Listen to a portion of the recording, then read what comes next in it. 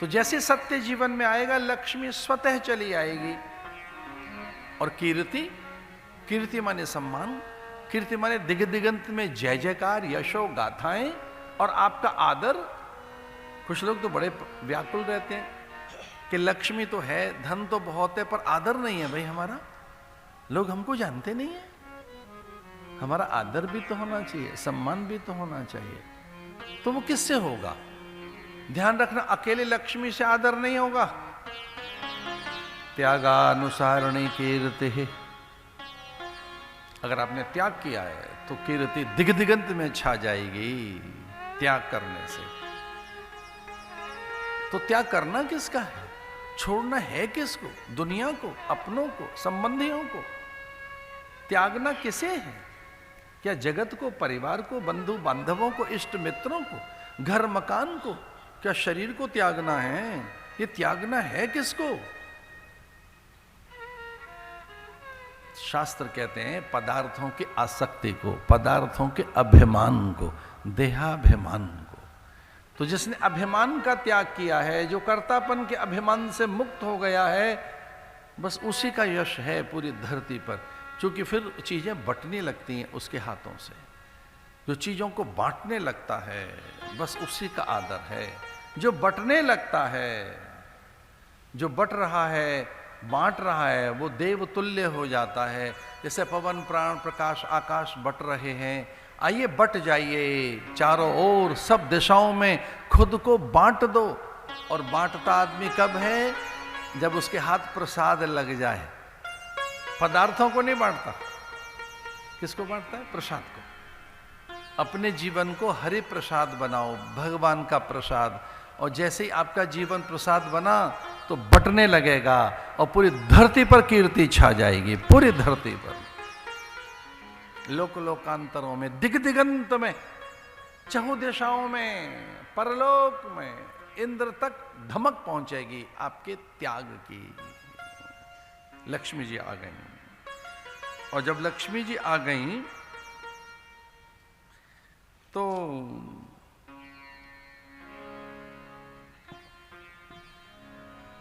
शुभदेव मुनि क्या कहते हैं? तत आरभ्य नंदस्य ब्रज सर्व समृद्धिमान् हरेर निवासात्म गुणै रमांकीर्ण भूनृपः। तत आरभ्य नंदस्य ब्रज सर्व समृद्धिमान् हरे निवासात्म गुणे रमाकीर्ण भू। गोपान गोकुल रक्षायां निरूप्य मथुरां गतः नंदः कंसस्य वार्षिक्यं करं ददातु कुरुद्रोहम्। लक्ष्मी जी का आगमन हो गया। तत आरभ्य नंदस्य ब्रज सर्व समृद्धिमान्।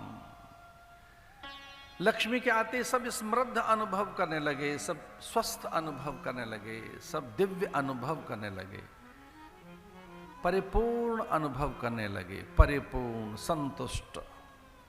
मन कई बार संतुष्ट नहीं होता, मन कई बार संतुष्ट तो हो जाता है, तृप्त अनुभव नहीं करता अपने को, तृप्त। ये तृप्ति पता है कब आती है? परिपूर्णता कब आती है? जब इंद्रियां छक जाएं। छक माने खा पी के थक जाएं, खा पी के माने अब नहीं चाहिए, अब बिल्कुल नहीं चाहिए, बस बहुत हो गया। महापुरुषों का कहना है कि भगवत प्राप्ति के बाद ही तृप्ति आएगी। महाप्रभु वल्लभाचार्य जी का सिद्धांत है, वो है शुद्धाद्वैत का सिद्धांत। शुद्धाद्वैत वो ऐसा कहते हैं, तुष्टि पुष्टि संतुष्टि भक्ति से ऐसे बढ़ती है। तुष्टि पुष्टि संतुष्टि, जैसे एक एक ग्रास से, ऐसे भोजन के एक एक आप ग्रास कौर लें तो उससे तुष्टि पुष्टि संतुष्टि होती जाती है। बहुत भूख में जब आप भोजन कर रहे होते हैं तो पहला दूसरा चौथा पांचवा छठा और 10वां 50वां कौर आपको संतुष्ट करने लगता है, पर एक स्थिति आती है कि तृप्त हो गए। वैसे भक्ति आप में पुष्टि लाती है, पुष्टता लाएगी, तभी आप जीत सकेंगे, तभी आप तृप्त हो सकेंगे। और वो आती है माधुर्य से, मुग्धता से, उनके स्वरूप से, उनके आनंद से। इसलिए भगवान की भक्ति में वल्लभाचार्य ने हर चीज को मीठा माना। मधुराधिपतये रखिलम मधुरम, उनकी हर चीज मीठी है, वो पवित्र है, दिव्य है, अनुपम है, उदात्त है, उसमें आनंद है। इसलिए उनके सिद्धांत का नाम है शुद्धाद्वैत।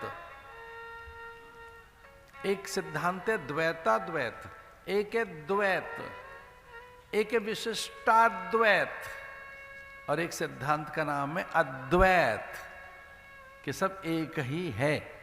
पर विशिष्टाद्वैत और ये द्वैताद्वैत, शुद्धाद्वैत भगवान की विविध लीलाओं का, उनके रस का, माधुर्य का, उनकी शक्ति विभूति का वर्णन करते हैं कि उनसे निकली विभूतियां। शुद्धाद्वैत कहता है कि चंद्र और चांदनी दोनों एक हैं, सूर्य उसकी किरणें दोनों एक हैं, वो धूप भी उसी से है।